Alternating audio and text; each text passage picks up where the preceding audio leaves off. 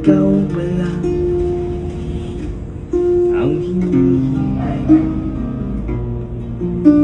pangarap. Ngayon'y kapiling ka at tayo'y isa.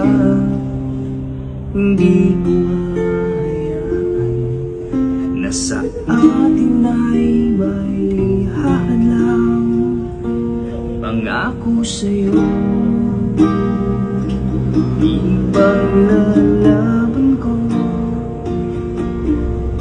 sa hirap at ginawa ang ating pag-ibig,